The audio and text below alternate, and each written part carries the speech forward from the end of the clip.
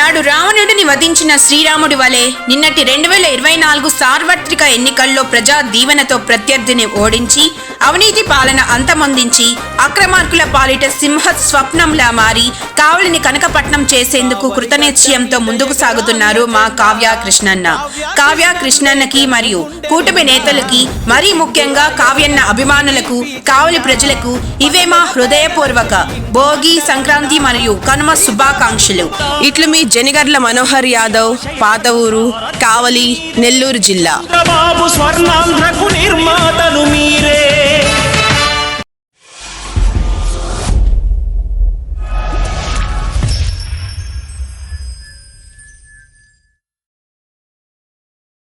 Welcome to CMD news. నా పేరు కామాక్షి. ముందుగా నేటి వార్తా విశేషాలు. కేంద్ర నిధులను సొంత అకౌంట్లోకి మార్చుకున్న గనుడు జగన్ వాలంటీర్ వ్యవస్థ ద్వారా ప్రజలను మోసం చేసి వాలంటీర్ల భవిష్యత్తును కూడా నాశనం చేశారు. గత ప్రభుత్వంపై జగన్పై విరుచుకుపడ్డ మంత్రి ఆనం. నెల్లూరు జిల్లా ఏఎస్పేట మండల పరిధిలోని జమ్మవరం గ్రామంలో ఉపాధి హామీ పథకం కింద కొత్తగా మంజూరైన సీసీ రోడ్లు, గోశాలలను స్థానిక శాసనసభ్యులు, రాష్ట్ర దేవాదాయ శాఖ మంత్రి ఆనం రామనారాయణ రెడ్డి ప్రారంభించడం జరిగింది. ఈ సందర్భంగా మంత్రి ఆనం రామనారాయణ రెడ్డి మాట్లాడుతూ జమ్మవరం గ్రామంలో 15 లక్షల నిధులతో నిర్మించిన అభివృద్ధి పనులను ప్రారంభించడం జరిగిందని, 5 లక్షల రూపాయలతో గోకులం పథకం ద్వారా పశువుల పెంపకం పథకాన్ని, 10 లక్షల రూపాయలతో నిర్మించిన సిమెంట్ రోడ్లను ప్రారంభించడం జరిగిందని తెలిపారు. కేంద్ర ప్రభుత్వం నుండి వచ్చిన నిధులను కూడా తమ సొంత అకౌంట్లోకి మార్చుకున్న ఘనత గత ప్రభుత్వానిదని, ఆ ప్రభుత్వం చేసిన మోసాల నుండి కాపాడేందుకు తమ ప్రభుత్వం ప్రజలకు ఇచ్చిన సూపర్ 6 పథకాలను పూర్తిగా అమలు చేస్తామని తెలియజేయడం జరిగింది. గత ప్రభుత్వం వాలంటీరీ వ్యవస్థ ద్వారా ప్రజలకు తీవ్ర నష్టం చేసి వాలంటీర్ల భవిష్యత్తును కూడా నాశనం చేసిందని, ఇప్పుడు వాలంటీర్లు లేకపోయినా సచివాలయ వ్యవస్థ ద్వారా ప్రభుత్వ ఉద్యోగులు ప్రతి నెల 1వ తేదీన పెన్షన్ ఇంటికి సక్రమంగా ఇవ్వడం జరుగుతున్నదని తెలియజేశారు. రాష్ట్ర ప్రభుత్వం నిధులు లేమీ ఉన్నా కూడా ప్రజల అభివృద్ధి కోసం తమ ముఖ్యమంత్రి చంద్రబాబు నాయుడు నిరంతరం శ్రమిస్తున్నారని, త్వరలో జిల్లా వ్యాప్తంగా 150 కోట్ల రూపాయలతో సిమెంట్ రోడ్లను, అదేవిధంగా ఆత్మకూరు నియోజకవర్గంలో 10 కోట్లతో సీసీ రోడ్లు ప్రారంభిస్తామని అన్నారు. గ్రామంలో కొందరికి మంజూరైన ముఖ్యమంత్రి సహాయ నిధి చెక్కులను పంపిణీ చేశారు. ఈ కార్యక్రమంలో అన్ని శాఖల అధికారులు, ప్రజాప్రతినిధులు పాల్గొనడం జరిగింది.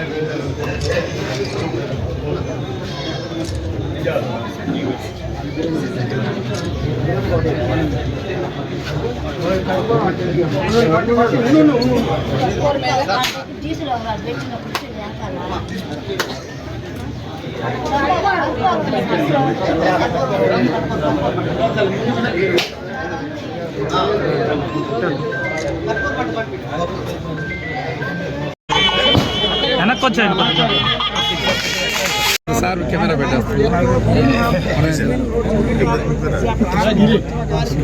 రమేష్ మేడం ఒక్కరం నెలకు జరగాలి.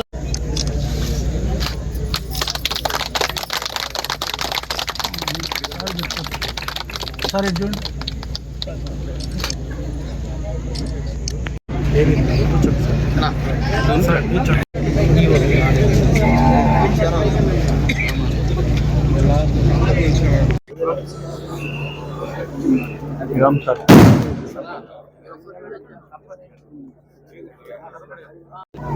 నియోజకవర్గంలో అభివృద్ధి కార్యక్రమాలు ఎలా చేయాలి, ఏమి చేయాలి, ఏ విధంగా చేస్తూ ఉంటామనేటువంటి దాని మీద రాష్ట్ర ప్రభుత్వంలో గౌరవనీయులైనటువంటి మన ముఖ్యమంత్రి గారు శ్రీ నారా చంద్రబాబు నాయుడు గారు, అలాగే కూటమి నాయకులు ఉప ముఖ్యమంత్రి శ్రీ పవన్ కళ్యాణ్ గారు, భారత ప్రధాని శ్రీ నరేంద్ర మోడీ గారు వీరందరి ఆశీస్సులతో నెల్లూరు జిల్లాలో అభివృద్ధి కార్యక్రమాలను ప్రారంభిస్తున్నాం.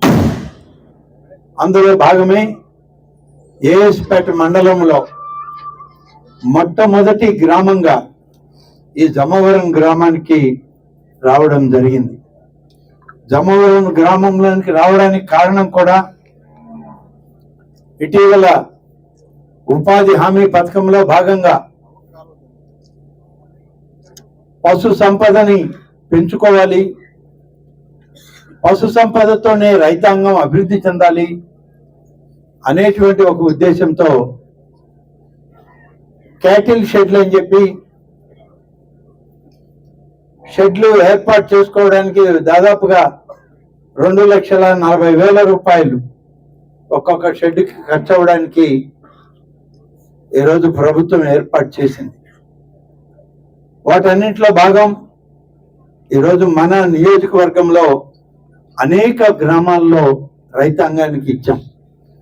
అయితే ఒకేసారి అందరికీ ఇచ్చామా అంటే అన్ని ఒకే రోజు ఒకేసారి ఇవ్వడానికి మరి కొంత ఇబ్బందికరమైన పరిస్థితులు ఉంటాయి. జమవరంలో ఇప్పటికీ 2 షెడ్లు పూర్తి చేశారు.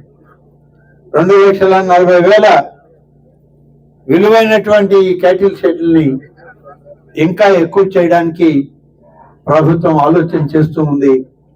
మన ముఖ్యమంత్రి గారు ఎన్నో రకాలుగా అభివృద్ధి చేయాలి గ్రామాలని.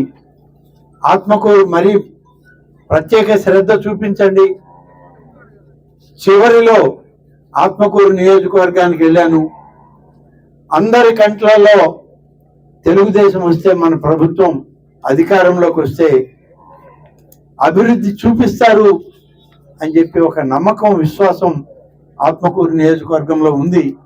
ఆ ప్రజలకు మనం మేలు చేయాలి, రైతాంగానికి అండగా ఉండాలి, రైతు పక్షపాత ప్రభుత్వం ఇది అని చెప్పి చెప్పేటువంటి ప్రయత్నం చేసింది, ఈనాడు చేస్తూ ఉంది కూడా చంద్రబాబు నాయుడు గారి ప్రభుత్వం అని చెప్పి నేను మీకు మనం చేస్తాను. 1-2 మాటలు మాత్రం ఇది చెప్పబోయే ముందు మీకు చెప్పాలి. ఇవాళ క్యాటిల్ షెడ్లు వచ్చినా, సీసీ రోడ్లు వచ్చినా, రేపు త్రాగునీటి సమస్యను పరిష్కారం చేయాలన్నా, సోమశల నీరు మన ప్రాంతానికి, మన గ్రామాలకి, మన చెరువులకి సమృద్ధిగా రావాలి అన్నా దీనికి అవసరమైనటువంటి ఆర్థిక సౌకర్యం కావాలి. నిధులు లేనిదే ఏ కార్యక్రమం కూడా చేయలేము. ఆ నిధులు సమకూర్చుకునే ప్రయత్నంలో ఇవాళ మన తెలుగుదేశం కూటమి ప్రభుత్వం పనిచేస్తూ ఉందని చెప్పి నేను మీకు మనం చేస్తా ఉన్నాను. ఈరోజు నీరుంది సోమశల్లో, ఆ నీటిని కాలువల ద్వారా పంట పొలాలకి తీసుకురావాలి అని అంటే ఆ కాలువల్ని మరి శుభ్రం చేయాలి, కాలువల్ని తవ్వాలి, ఎక్కడైనా ఊడిపోయి ఉంటే వాటిని మళ్ళీ సరిచేయాలి. వీటన్నిటికీ నిధులు అవసరం.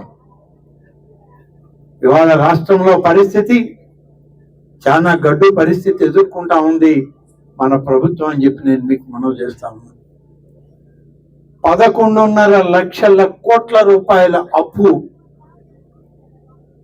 పోయినటువంటి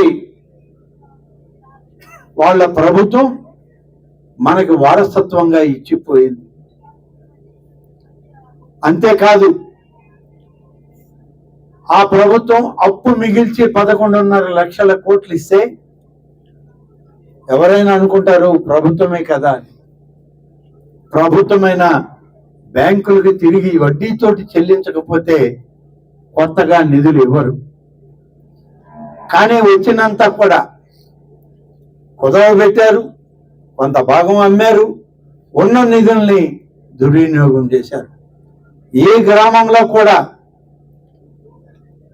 1 అడుగు సిమెంట్ రోడ్డు వేయడం కానీ, ఒక కాలువ నిర్మాణం కానీ, ఒక రైతుకు అవసరమైనటువంటి పశువుల షెడ్లు కానీ, రైతులకు అవసరమైనటువంటి సాగునీటిని విడుదల చేయడం కానీ ఎక్కడా కూడా చేయనటువంటి పరిస్థితి గడిచిన 5 సంవత్సరాల్లో మనం చూసాం.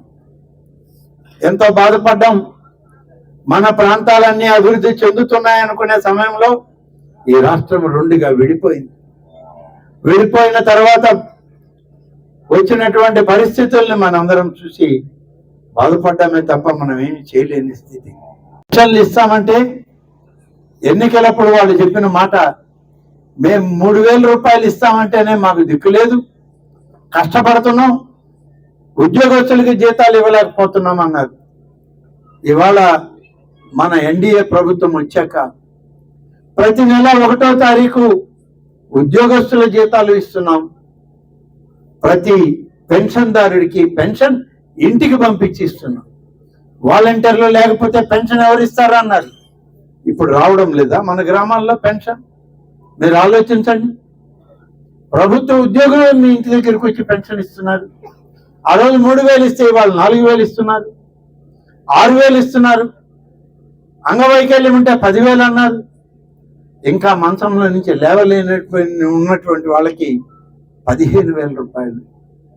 ఈ పెన్షన్లన్నీ ఇస్తూ 1వ తారీఖు అంతా పెన్షన్ పంపిణీ చేస్తా ఉంది రాష్ట్ర ప్రభుత్వం. సచివాలయ ఉద్యోగులు, మండల ఉద్యోగులు, రెవెన్యూ ఉద్యోగులు అందరూ కలిసి ప్రతి ఇంటికి పోయి పెన్షన్లు ఇచ్చే కార్యక్రమం ఎందుకు చేయలేకపోతుంది? ప్రభుత్వంలో ఒక పట్టుదల ఉండి చేయాలి అనుకుంటే చేయగలిగిన ప్రభుత్వం ఇవాళ మంది. అంతేగాని వాలంటరీ వ్యవస్థతోనే పెన్షన్లు ఇస్తాం, మరొకటి ఇస్తాం, ఆ వాలంటీర్లు మేము ఎలక్షన్ ఏజెంట్లుగా వాడుకునేటువంటి పద్ధతి ఈ ప్రభుత్వంలో జరగదు. వాళ్ళందరినీ మోసం చేశారు, దగా చేశారు. వాలంటరీ వ్యవస్థని ఇవాళ సర్వనాశనం చేసి దాన్ని నమ్ముకున్న యువతని ఇవాళ గాలి కుదిరేసి వెళ్ళిపోయినటువంటిది ఆ ప్రభుత్వం. కాబట్టి ఇవాళ సచివాలయ వ్యవస్థని పటిష్టం చేస్తుంది మన ప్రభుత్వం. సచివాలయ వ్యవస్థ ద్వారా మన ప్రభుత్వం సచివాలయ ఉద్యోగులందరికీ కూడా ఒక భరోసా ఇస్తా ఉంది. మిమ్మల్ని సక్రమంగా వాడుకునే రీతిలో ఇవాళ ప్రభుత్వం ప్రణాళికలను తయారు చేస్తుంది.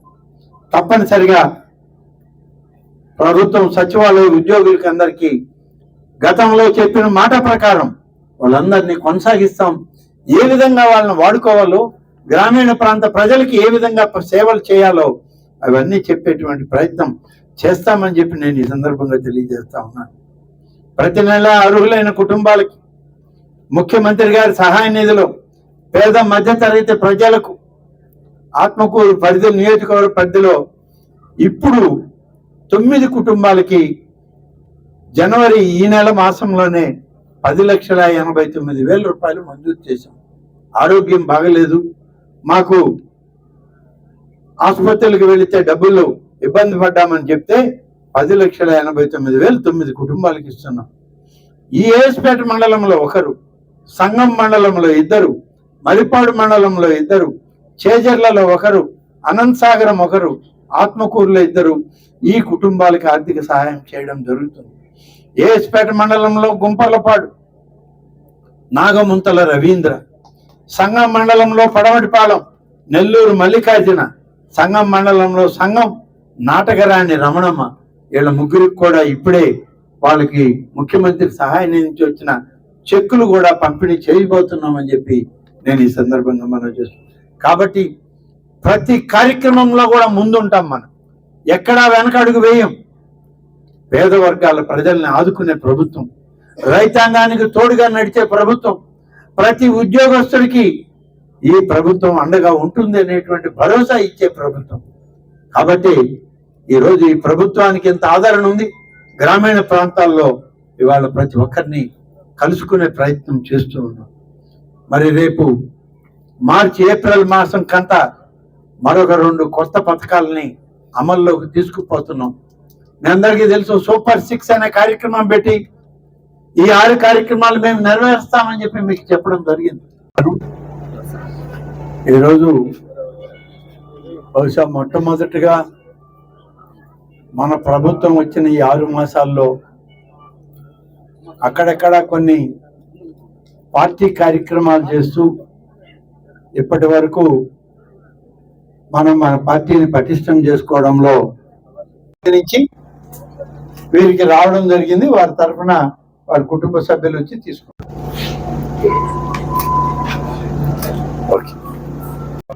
ఇంకేమన్నా ఉందా? ఓకే. భాగ్యాలనిచ్చే భోగి, సరదాలనిచ్చే సంక్రాంతి, కమ్మని కనుమ.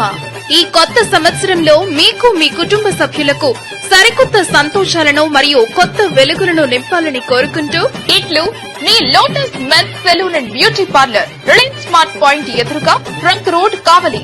మగవారి సౌందర్యం కోసం కావలి పట్టణంలో లోటస్ మెన్స్ సెలూన్ నందు పండుగ సందర్భంగా భారీ డిస్కౌంట్ ఆఫర్స్ అందిస్తున్నారు. ఫోన్ 9542 888 225 93171 43647.